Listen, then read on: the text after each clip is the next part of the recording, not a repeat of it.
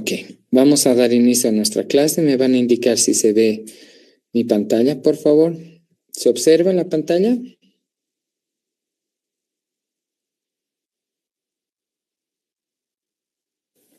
Sí, doctor, se observa. Ya. Vamos a iniciar nuestra temática del día de hoy, complementando todo lo que es la unidad de operatoria dental, la restauración de las piezas primarias, con una de las restauraciones más utilizadas en odontopediatría, como son el uso de las coronas. Voy a admitir a la última persona, por favor, en adelante ya no pueden ingresar. El hablar de uso de coronas en odontopediatría significa la única terapia restaurativa real e ideal para piezas primarias por sus múltiples ventajas. Los estudiantes que ya han cursado el primer rote y los que están ingresando desde el día de hoy al segundo rote, se van a dar cuenta que todas las terapias, por ejemplo, pulpares, pulpotomías, pulpectomías, siempre se les exige en un 99.9% de que la terapia restaurativa sea una corona. Y esto es porque a la hora de elegir un material restaurador, uno tiene que pensar en muchas características. Dentro de las características para elegir, por ejemplo, una resina, la restauración con un composite, uno tiene que pensar que este material, en primer lugar, tiene que tener un tiempo de permanencia en boca. Y chicos, mínimamente o máximo, ¿cuánto dura una resina en boca y por qué? ¿Quién me puede responder?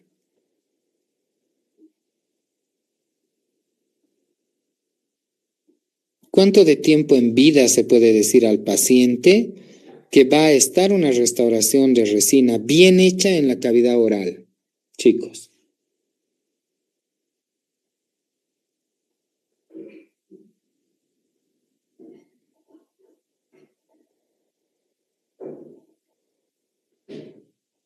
¿Alguien me puede responder?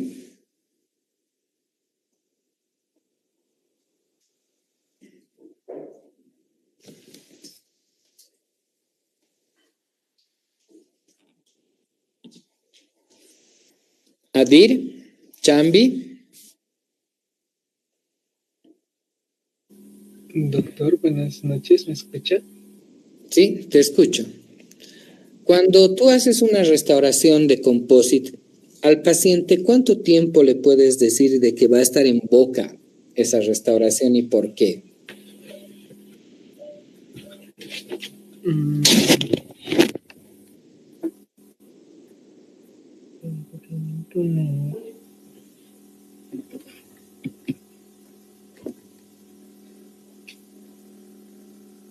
¿O le vas a decir que esa restauración va a ser eterna, que toda su vida va a estar en la cavidad oral?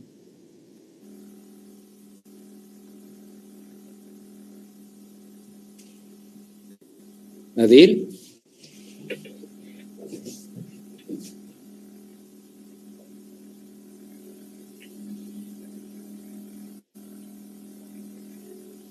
Mm, 2 años mínimamente, doctor, a lo que tengo entendido.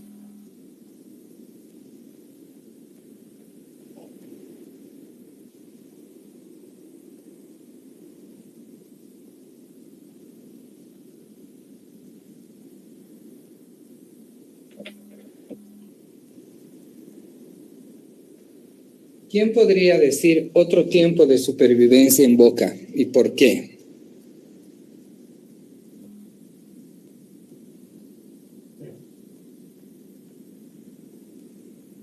¿Por qué dices 2 años que podría estar en boca?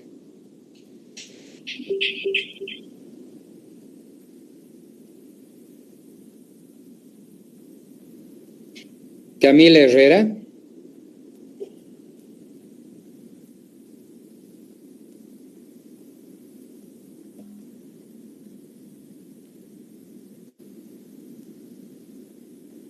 Hans Saavedra.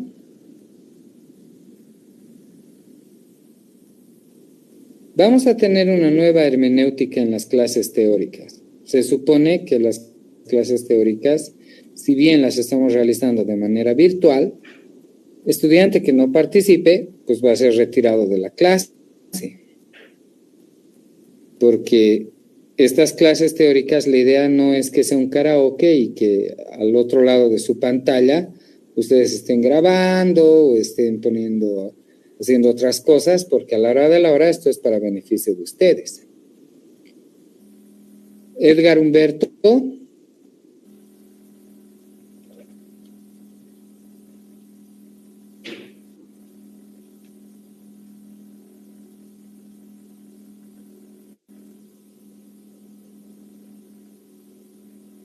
Hans Saavedra.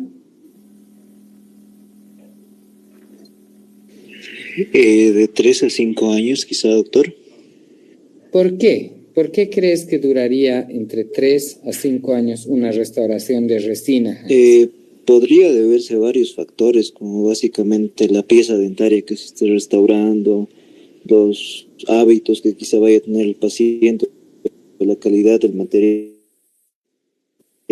Ya, vamos viendo bien. O sea, Hans nos dice los hábitos que pudiera tener el paciente es un factor determinante para el tiempo de supervivencia de una restauración, y eso es muy cierto, ¿no?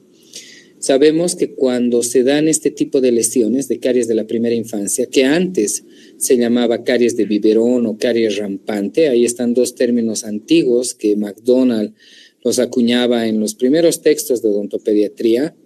McDonald nos decía que síndrome de caries de biberón era esas lesiones cariosas rampantes en piezas anterosuperiores, y que se denominaba una caries rampante a esas piezas que estaban muy comprometidas de más de 2 superficies por la lesión cariosa, ¿no?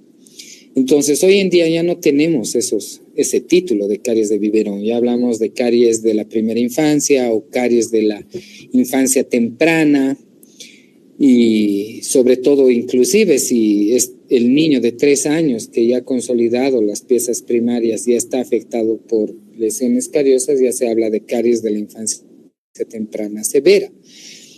Pero el tema es lo que nos dice un punto su compañero. El primero es que depende de los hábitos. Claro, ningún material restaurador va a sobrevivir en la pieza dentaria si el paciente no tiene una calidad de higiene post-restauración.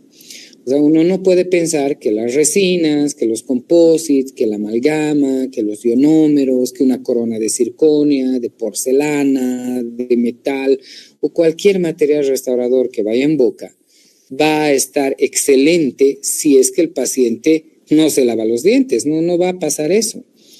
Todo material, lastimosamente, va a acumular biofilm.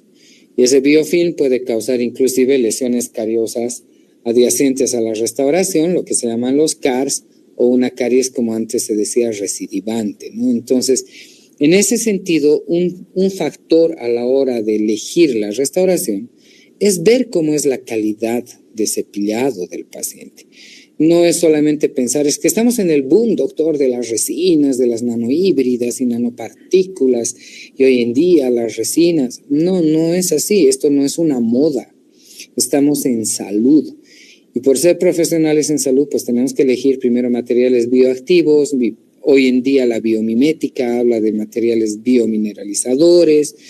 Los composites no son materiales bioactivos, en primer lugar, para nada. No son biocompatibles por sus componentes orgánicos irritativos a complejo dentino pulpar. Entonces, la resina viene a ser un plástico nada más estético, así por decirlo, y nada más. Pero que tenga una hermosa acción sobre el tejido dentario no la tiene. Entonces, en ese sentido, si nosotros vemos la boca de este niño, donde tiene lesiones cariosas IGDA 6, Monty-Ham, zona 1, 2, progresión 4 activas, no puedo pensar en hacer una masa de resina.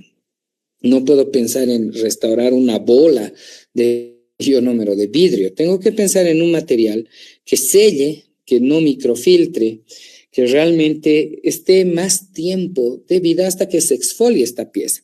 Y el tratamiento ideal viene a ser las coronas. Las coronas son restauraciones protésicas fijas unitarias. Así es la denominación de una corona, ¿no? Es una prótesis fija unitaria. Entonces, las coronas tienen múltiples ventajas. En primer lugar, las coronas prefabricadas, las que estamos utilizando en la clínica, esas coronas Humphrey, que son desde 1956 y no han sido reemplazadas hasta la fecha por otro tipo de coronas en dientes primarios, son las coronas de acero cromo. Son las coronas, antes tenían mayor nivel de níquel, pero por problemas asociados al níquel han bajado su porcentaje y hoy en día tiene más cromo, más acero, más hierro, y entonces son coronas flexibles, entonces son de bajo costo, de alta durabilidad, porque van a mantenerse hasta que la pieza primaria se exfolie y no le afecte nada al proceso de risólisis que puede sufrir la pieza primaria. Mantienen la dimensión del arco. Una corona siempre va a devolver buenos puntos de contacto con las piezas vecinas, lo que es bien complicado una cavidad clase 2 quererla restaurar. Y han visto con la doctora Carla Miranda las consideraciones que tiene que tener una caja proximal. Una caja proximal que tiene que tener un piso supracervical de una profundidad no mayor a 2 milímetros, deben ser paredes convergentes, un istmo de unión entre caja proximal y caja oclusal delgado. Hay muchas consideraciones para que realmente se pueda diseñar una linda cavidad clase 2. Entonces, una corona, en realidad, lo único que amerita es desgaste de la pieza. Inclusive hay técnicas que no se hace ningún tipo de desgaste y ya solamente se va a coronar a la pieza. Entonces, son entre sus ventajas que devuelven la longitud del arco, preservan la longitud del arco, diversos tamaños, ¿no? O sea, hay múltiples tamaños de las coronas que se adaptan perfectamente al requerimiento del paciente. ¿Cuál sería su única desventaja de estas coronas prefabricadas posteriores? Es su estética, ¿no? Es su estética, pero no vamos a colocar, como estamos viendo en la imagen acá, coronas anteriores de metal, aunque hay escuelas, como por ejemplo la Universidad Autónoma de México, la UNAM de México, que sí emplea coronas prefabricadas en sector anterior, pero con técnicas adhesivas para hacer frentes estéticos.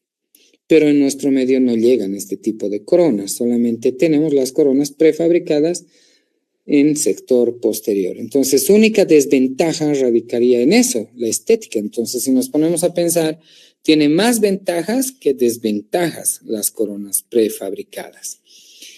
Estas empiezan desde 1950 por Humphrey y en la actualidad, ¿no? Ya tienen bajo contenido de níquel, lo que les decía, por el tema de factor de hipersensibilidad al níquel de algunos pacientes y se ha bajado el porcentaje entre 9 a 12%.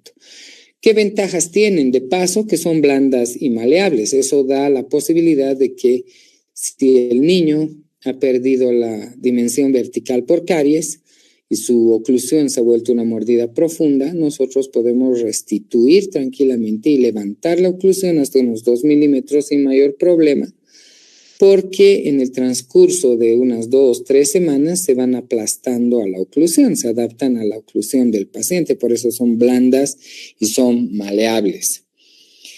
Hay muchos tipos de coronas, ¿no? Entonces hay coronas que ya se llaman precontorneadas o preformadas, que quiere decir que el margen de la corona no es recto, sino ya es abombado. Sabemos que las piezas primarias son con una constricción cervical marcada, como una cinturita, ¿no? Los molares tienen una gran cintura, de donde nacen directamente sus raíces.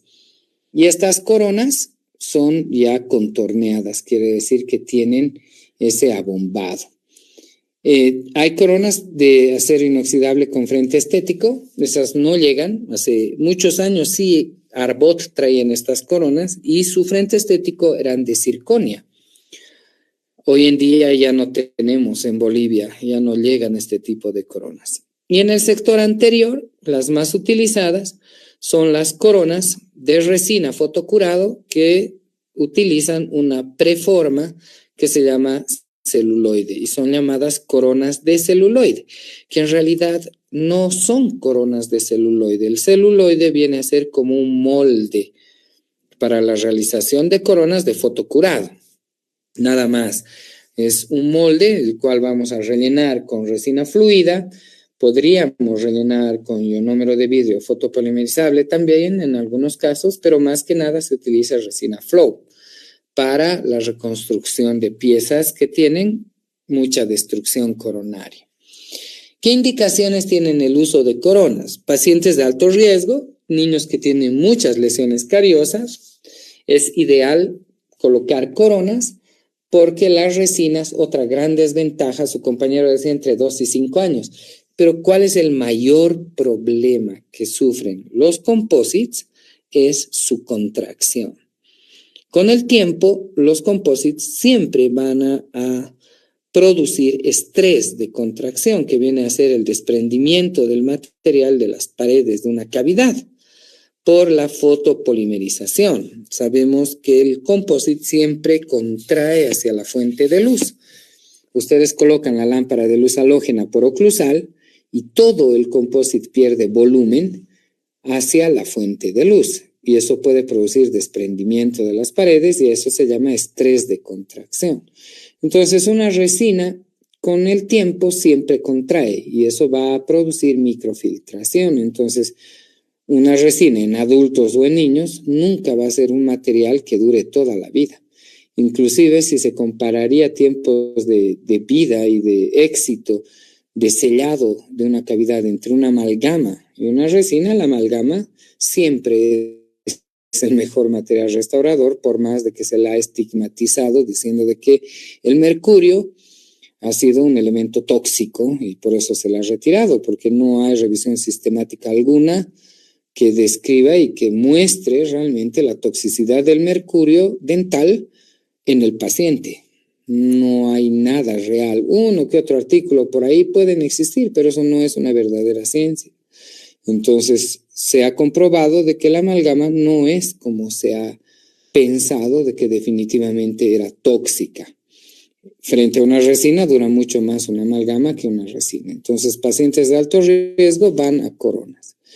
Con anomalías de forma o tamaño para devolver una anatomía más favorable, toda pieza endodonciada debe ser coronada, porque una endodoncia no puede tener un material restaurador que microfiltre. Entonces, una corona no produce microfiltración y produce un gran sellado. Piezas con lesiones amplias, IGDA 6, IGDA 5, y que ya estén con inclusive lesión detenida terciaria, puede irse a una restauración de corona. Inclusive en la época de pandemia, la Academia Americana de Odontopediatría postuló de que desde IGDAS 3 ya debería utilizarse como material restaurador coronas en niños. Cavidades clase 2, 3, 4 extensas, difíciles de restaurar. Piezas con fracturas coronarias pueden protegerse con coronas prefabricadas. Molares que han perdido dimensión vertical en infraoclusión, lo que hablábamos hace rato.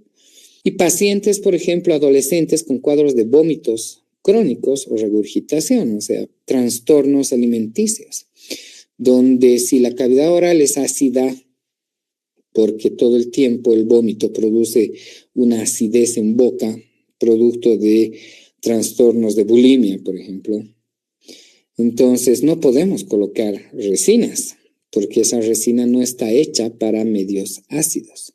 En ese sentido, tendrían que ser restauraciones de coronas. A ese cuadro de hiperacidez y de erosión que se produce por desmineralización en los dientes se llama perimólisis, ¿no? Es un desgaste erosivo producto del vómito frecuente en la cavidad oral. Esos pacientes tienen que irse a restauraciones de coronas.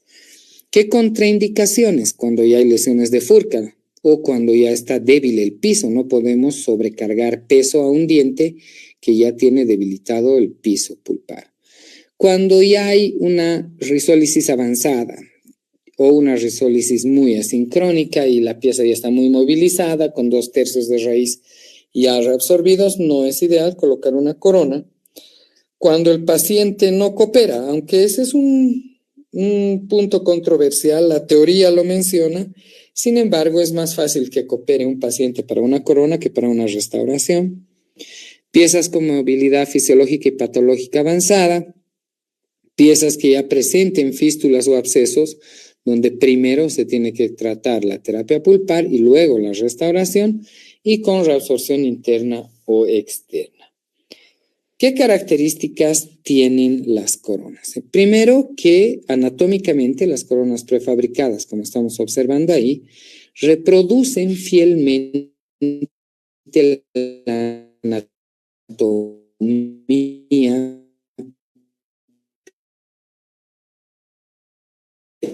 perdida de los molares, de su cara oclusal.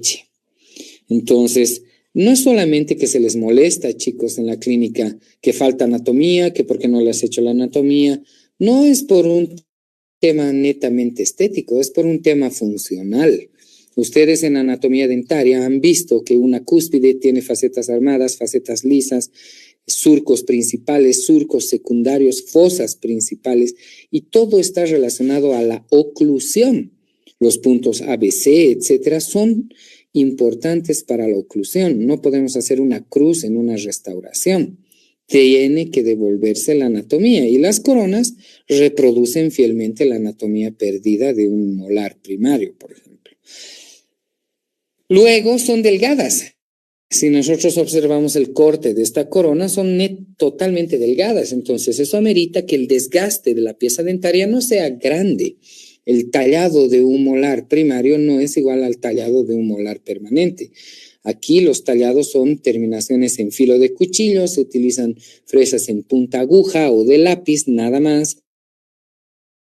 Se liberan puntos de contacto, una que otro retoque por vestibular o palatino lingual cuando tenemos tubérculos de Carabelli o Zuckerklant muy pronunciados, y desgaste oclusal. Aquí no estamos haciendo chamfer, filo de cuchillo, chaflán, subgingival, desgastes guía, no, para nada, solamente se hace un desgaste leve. Sus superficies proximales son convexas, el margen cervical puede ser precontorneado. Si yo veo esta corona, tengo las paredes rectas, paralelas. En cambio, esta ya está abombada. Entonces, cuando tiene las paredes rectas, se denominan coronas no contorneadas. Y estas ameritan más trabajo, necesitan de 2 alicates de trabajo. En cambio, las coronas precontorneadas solamente ameritan cierre, inclusive a veces cervical, y nada más. Ya están listitas solamente para desgaste en margen y colocarlas, ¿no? ¿Qué ventajas tienen las coronas? Que son flexibles, tienen buena anatomía, hemos dicho, son bajo costo, y el tiempo es de trabajo más simple.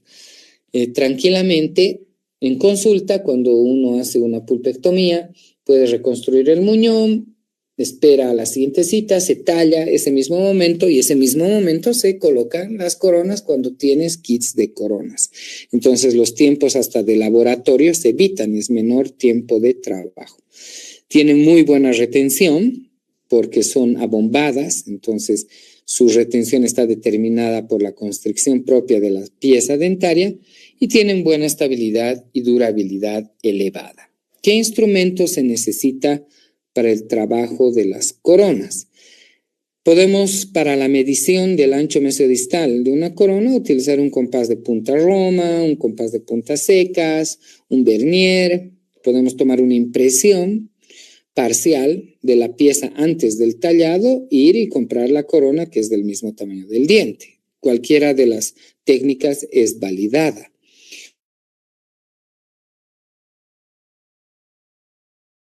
Necesitamos un Unitec 800 o 104, que es para contorneo cervical.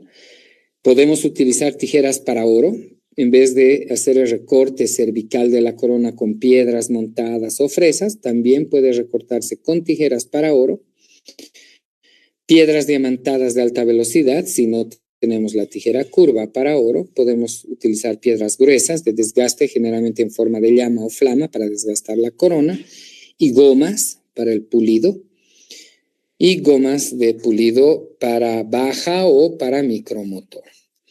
Antes de elegir una corona siempre hay que tomar en cuenta varios aspectos. Primero, evaluar la oclusión. Uno tiene que ver si realmente va a poder ingresar o no una corona. Si nosotros vemos, por ejemplo, esta foto,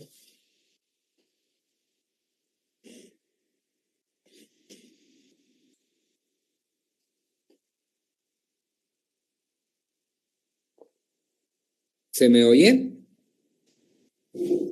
Sí, Sí, doctor. doctor. Si nosotros vemos esta imagen, podríamos pensar, por ejemplo, si no evaluamos la oclusión y hacemos una pulpectomía en esta pieza 7.5. Esta 7.5 tiene un IGDA 6, es una...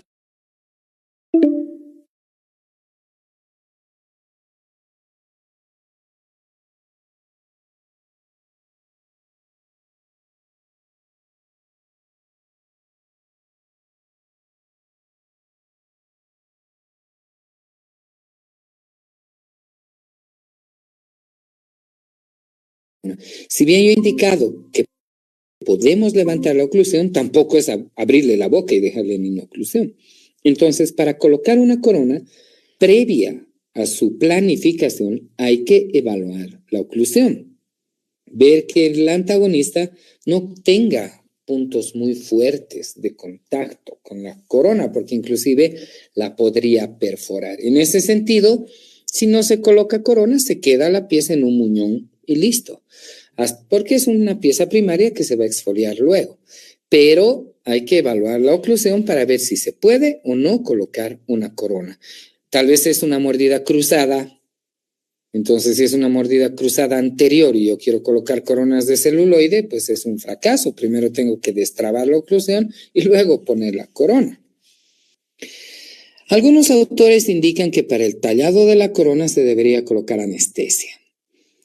Y personalmente, yo no coloco anestesia en mis pacientes para hacer un desgaste del proximal y demás, porque ya la pieza está previamente endodonciada y tampoco es una gran molestia que se produce al niño. Si bien se les dice, no, hasta ver el col de la encía, se tiene que ver el col de la encía, no es que le vas a causar un gran dolor al niño, ¿no? Entonces, algunos autores dicen, puedes colocar una técnica infiltrativa, así sean endodonciados, para evitar el dolor e incomodidad del paciente por falta de anestesia. Sin embargo, el manejo de la conducta del niño es quien determina si colocas o no la técnica anestésica. No es un requerimiento al 100%. Luego vamos a la selección de la corona. En la selección de la corona, como les decía, podemos utilizar un compás para medir la corona, podemos tomar una impresión, podemos utilizar una regla endodóntica, hay muchas formas de hacer la medición. O sea, no tiene nada de malo que tomen una impresión parcial, no tiene nada de malo que hagan con un compás, mientras se elija la corona que tenga el ancho mesiodistal ideal. La corona ideal no importa que esté alta, porque eso se va a recortar. La corona ideal es la que tiene contacto con las piezas vecinas. Luego vamos a pasar al procedimiento de tallado de la corona, ¿no? Y para el procedimiento de tallado empezamos con el desgaste oclusal. Y muchachos, jamás se desgasta oclusal como un cubo. Jamás se desgasta de esa manera. Si ustedes observan ahí la fresa, que puede desgastarse con una fresa rueda, puede desgastarse con una cilíndrica redondeada, puede desgastarse con una flama o llama, el desgaste siempre debe reproducir lo que son las facetas de la cara oclusal. Jamás un cubo, porque en prótesis fija sabemos que si uno hace un cubo, está yendo en contra inclusive de la distribución de fuerzas que va a disipar la corona hacia el propio muñón. Entonces, tiene que reproducirse lo que son las facetas armadas y la profundidad de fosa. Y ese es un error que es que vemos mucho en la clínica. Parece que la decapitan a la pieza y la hacen un cubo así feísimo. No. Tiene que reproducirse, igual que en los adultos, la profundidad de fosa. Entonces, a desgastar vertientes, facetas armadas de una cúspide y de otra, ¿no? Entonces, las fresas van inclinadas. El desgaste de oclusal puede ser hasta de unos 2 milímetros, basta que haya una luz con el antagonista y ahí se para el desgaste. Luego se pasa al desgaste proximal y para el desgaste proximal debe ser una fresa en punta aguja o punta de lápiz. Doctor, pero esta mi fresa es delgadita. Puede ser que su fresa sea así de delgadita, pero su extremo es plano. Y si ese extremo, por más chiquitito, plano, esto va a producir hombro. O si es delgadita, pero su extremo es redondeado, eso va a producir un chanfer.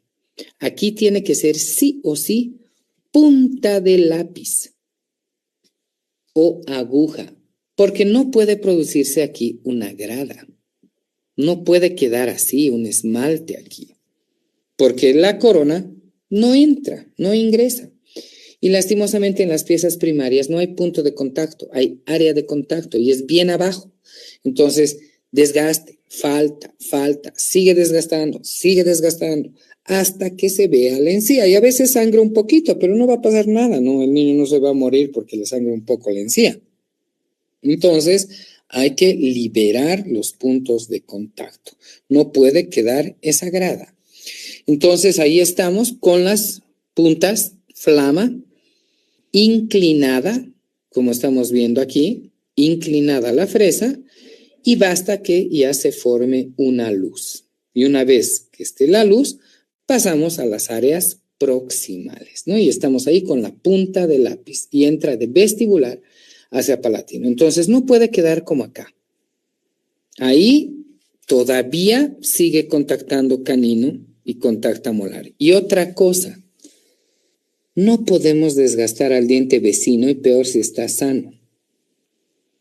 Para evitar aquello pueden colocar una banda matriz o hacer con calma. Ya ha habido una de sus compañeras que en la clínica desgastó al canino. Eso ya es una iatrogenia, ¿no? Porque ya está desgastando a un diente sano y quitándole estructura. Entonces eso no puede suceder. Por eso la punta del lápiz es bien delgadita y evita inclusive lesionar al diente vecino. Tiene que verse así, liberada la encía totalmente. Y una vez liberada la encía, se procede a redondear toda la preparación. Por eso no utilizamos ningún tipo de fresa que tenga extremo de alguna forma, sino punta de lápiz. Y por último, todos los ángulos que han quedado agudos se los redondea. Entonces la terminación es filo de cuchillo y a nivel de la encía. No es subgingival como en los dientes permanentes. Y si está muy abombado, un tubérculo de Carabelli o Zuckerkant por vestibular, se hace el desgaste con la misma fresa. Entonces a veces se les dice, mira, a ver, pon tu corona, aquí te falta un poquito, desgastas. Aquí te falta otro poquito, desgastas, pero no hay un verdadero desgaste, ni por vestibular, ni por palatino. Entonces ahí falta desgaste. Sigue viendo punto de contacto, ¿no? En uno de los extremos. Debe ser así, totalmente liberado. Entonces los desgastes vienen entre 1,5 2 milímetros por oclusal y proximales 1,5 a 2 milímetros también, o sea, una simple luz, porque las coronas son totalmente delgaditas. Y ahí vamos desgastando grandes tubérculos, ¿no? Y se redondea toda la preparación.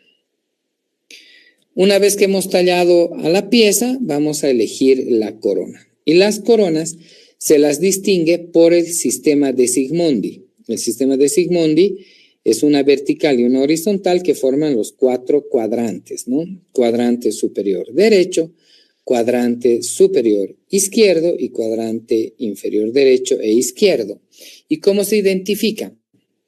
Toda corona presenta esta nomenclatura. Nosotros, en nuestro medio, no llegan las ABC. A son para incisivos centrales, B para laterales, C para caninos.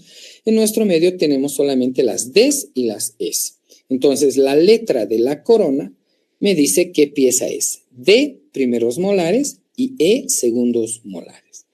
Luego, la vertical, esta vertical de acá, me menciona si es derecha o izquierda. Entonces, el esquema de Zsigmondy es así. Todo número, toda letra que esté antes de la vertical son derechos. Y si la vertical está después de la pieza, son izquierdos, ¿no? Entonces ahí está el esquema de Zsigmondy. La vertical. Si la letra está por delante de la vertical, es derecho. Y si la vertical está antes que la letra, son izquierdos. Luego está la horizontal. Y la horizontal me dice si son superiores o si son inferiores. Entonces, en ese sentido, tengo un cuadrante superior derecho, un cuadrante superior izquierdo, un cuadrante inferior izquierdo y un cuadrante inferior derecho. Entonces, cuando uno va a comprar las coronas, debe ver a qué cuadrante pertenece, luego, si es para primeros o segundos molares, la letra, y el número ya te dice el tamaño, que hay desde el tamaño 1, 2, 3, 4, 5, 6 y 7, ¿no? Eso es de acuerdo al tamaño que uno va a elegir. Pero en ese sentido, acá esta representación sería un segundo molar inferior izquierdo tamaño 5, ¿no? Entonces uno depende del cuadrante. La corona ideal, hemos dicho, es la que contacta con las piezas vecinas, no importa que sea alta, porque la vamos a desgastar. Entonces, una vez que elegimos la corona que ingresa bien, por más alta que esté, vamos a darnos cuenta que es una corona larga, porque me produce isquemia. No puede producir jamás isquemia el margen de una corona. Si produce isquemia, se tiene que hacer el recorte de la corona, sea con tijera o con fresas. Se va recortando todo el margen de la corona por todas sus caras y una vez que ya no produce isquemia, la corona está lista para ser abombada. Entonces desgastamos o con fresas o con alicate, cosa de que mi margen de la corona esté a nivel de la encía, sin producir isquemia. Y entre desgaste y desgaste siempre se pule con gomas, porque si no van a lacerar la encía. Entonces vemos que esté del tamaño ideal hacia el margen máximo de la encía. Una vez que nuestra corona ya está del tamaño ideal sin producir isquemia y cubriendo todo el diente, procedemos al abombado grueso que se llama de la corona con el alicate 114, que es ese. Es un alicate que tiene una cuenca y una esfera. Y por todas las caras de la corona se empieza a hacer un ajuste suave de todas sus caritas, lo que nos da esta posibilidad de cierre, ¿no? Que se vaya adaptando la corona. Y se va cerrando, ¿no? Entonces, si nosotros vemos acá, teníamos un gran espacio, porque no estaba bombada, y con el alicate ya tenemos un espacio más pequeño. Hay coronas que ya con solamente el 114 se adaptan bastante bien, y al colocar en la boca, inclusive hacen un clic. Colocan la corona y suena clic, y parecería que no se la pueden ni retirar. Entonces, ese es el primer dato de que nuestro abombado de la corona ha sido exitoso. Retiramos con una cuchareta de dentina, volviendo a abrir los márgenes con cuidado de la corona, volvemos a rectificar con nuestro alicate y esa corona está lista para ser cementada. Si queremos un cierre más perfecto, inclusive por cervical, si es que la coronita no nos cierra bien cervical, utilizamos la pinza Unitec 800 o la 114, que es ese otro alicate pequeño, que también puede utilizarse el alicate de contorneado de bandas. que es la Unitec 800. Y esto nos da el último efecto de broche. Pulimos todo el margen de la corona y cementamos con ionómero de vidrio. Aquí no utilizamos fosfato, usamos ionómero de vidrio. Y acá nos dice, el cemento, dice, no afecta de forma significativa la retención de las coronas, sino lo más importante es el contorneado. Entonces, chicos, el contorneado tiene que ser bien hecho de una corona para que realmente cierre por cervical, no venga acúmulo de biofilm y caries por debajo y se esté bien sellado. Eso ha sido en las piezas posteriores. ¿Se mira todavía? ¿Se me escucha? Sí, doctor. Ok. Ahora la reconstrucción del sector anterior. Doctor, voy a restaurar con resina. Este dientecito, una cavidad clase 3 o una cavidad clase 4. No, directamente se va a corona de celuloide. ¿Por qué? Porque hemos dicho que la resina contrae siempre al centro de su masa. Esa es la contracción de la resina, como se ven las flechas.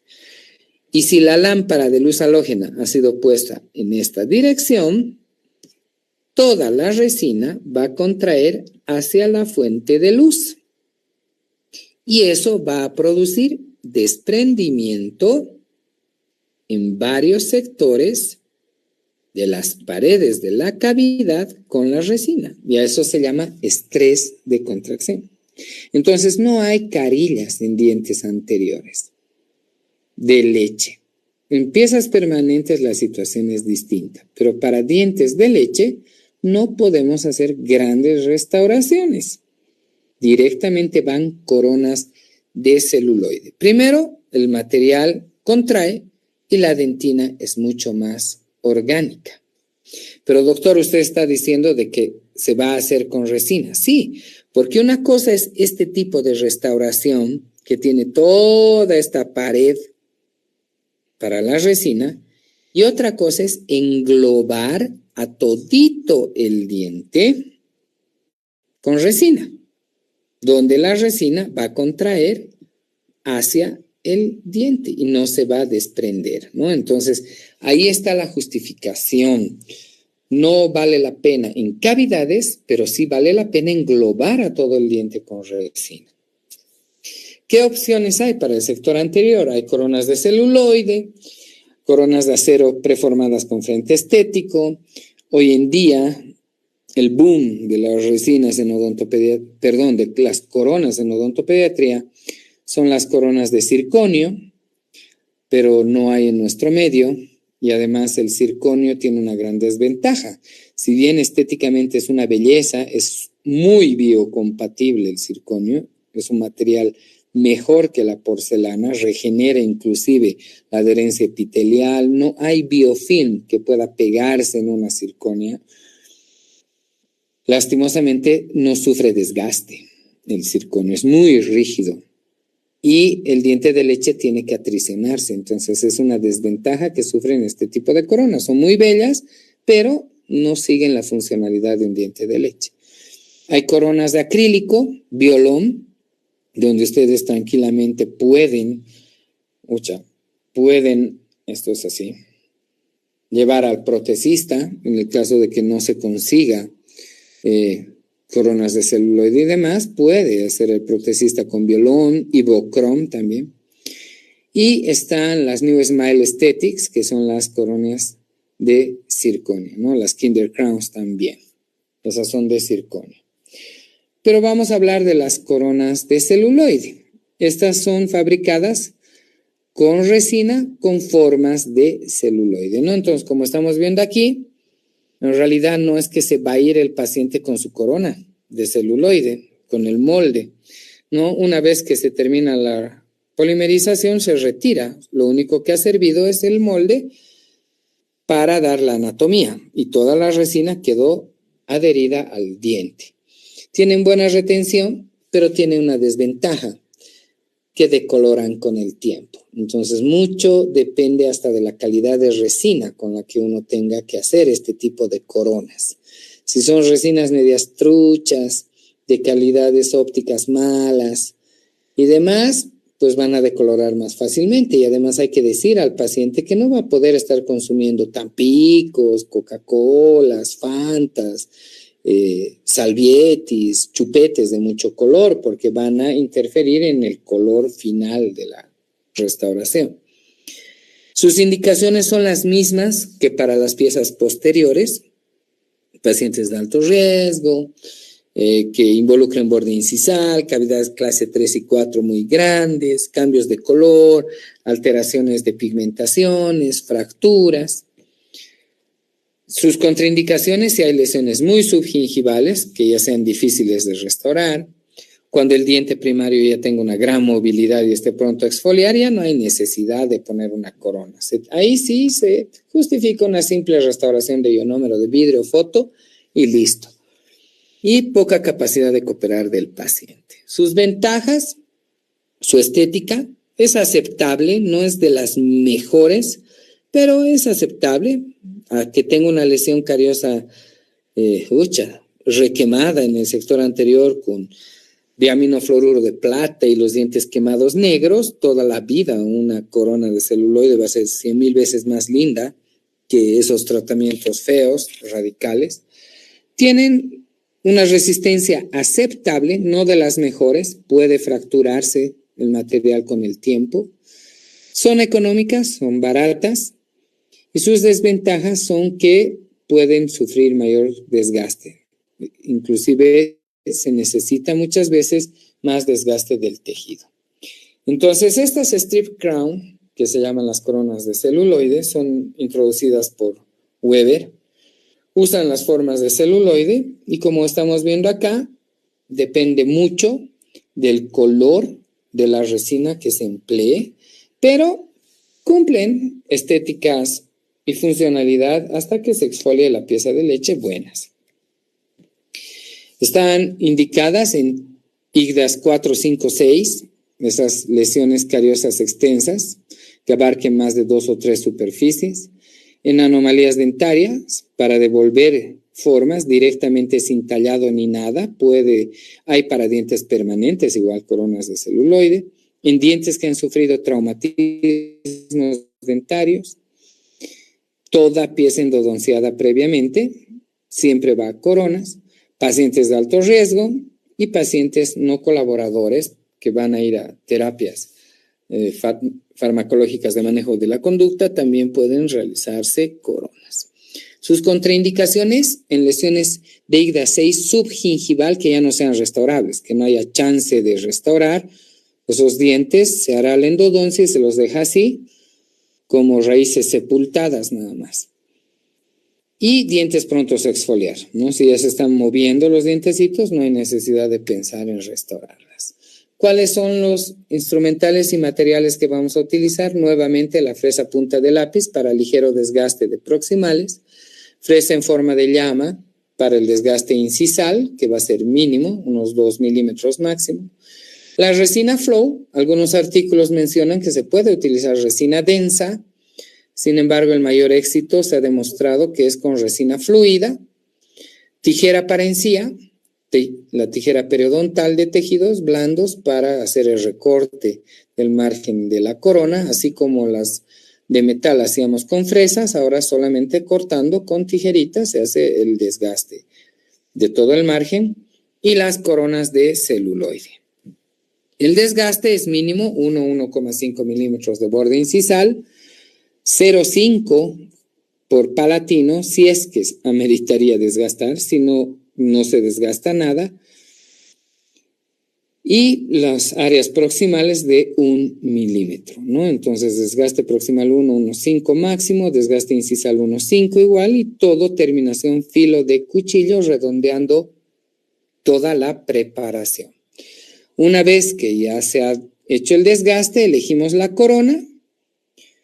Vemos la corona que se adapte mejor al tamaño del diente, recortamos la corona con tijerita, ¿no? Tijera para encía, como estamos viendo ahí, vamos recortando todo el margen, no debe producir isquemia igual, y hacemos una perforación, ¿no? Entonces, si tengo la corona, ya está recortada mi corona, con una sonda exploradora o con una fresita, puedo hacer una perforación en uno de los ángulos por incisal, algunos autores dicen o por palatino, pero tiene que haber una perforación. Y esto es para que salga el aire y no se creen burbujas en el material de la resina flow al momento de colocar la corona llena de la resina.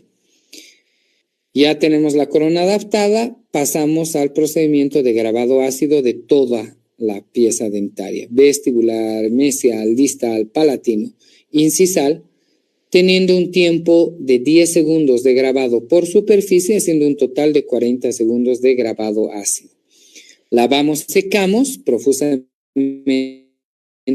con spray y una vez que está seco, procedemos a la aplicación del sistema adhesivo en todas las caras, frotando vestibular y todas las caras con el sistema adhesivo y polimerizamos 10 segundos por cara, haciendo un total de 40 segundos.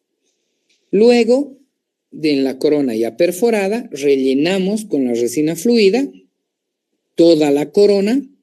Es mejor que rebalse, que exista un buen rebalse, que salga por el borde y por la perforación que hemos hecho, inclusive por el margen gingival. Asentamos bien en buena posición. Ojo con eso, chicos, porque a veces por hacer las cosas a lo loco puede ser que palatino resulte en vestibular o vestibular en palatino. Hay que ver bien cómo estamos colocando nuestra corona. Quitamos excesos y polimerizamos 10 segundos por cara, haciendo un tiempo de polimerización de 40 segundos. Una vez que hemos polimerizado, retiramos la corona haciendo ligera presión o ingreso con una sonda exploradora fina o con una cuchareta. Podemos entrar por vestibular o palatino del margen hasta que se retire la corona. Si la corona está muy adherida al diente, podemos hacer un ligero corte por palatino con una hoja de bisturí para que se abra el celuloide. Y retiramos la corona y solamente un ligero pulido de los excesos de lo que salió por el margen del borde incisal y nada más. Esa corona ya está terminada, está con brillo y bien adaptada. Entonces, esos son los procedimientos de restauraciones que vamos a hacer en la clínica, tanto de cuarto como en quinto año. En quinto año se llenan de coronas porque a la hora de la hora rehabilitan la cavidad oral de un paciente. Entonces, hay estudiantes que están poniendo 8 coronas en molares, todos sus molares con coronas, más 4 coronas en incisivos, porque son las verdaderas restauraciones. Entonces, este año la finalidad que tenemos es que ustedes se capaciten para llegar a quinto ya conociendo el procedimiento restaurador real de lesiones complejas para dientes primarios, ¿no? Entonces, muy bien, muchachos. Hemos terminado nuestra temática de coronas, texto de referencia y de consulta. Fernando Escobar Muñoz, Odontología Pediátrica, en el capítulo de Operatoria Dental y Coronas. ¿Sí? Muy bien, chicos. Vayan a descansar, prepárense para el día de mañana y nos vemos en la clínica. Buenas noches. Que tengan buena noche. Gracias, doctor. Hasta luego. Buenas noches, doctor. Buenas noches, doctor. Hasta luego. Buenas noches,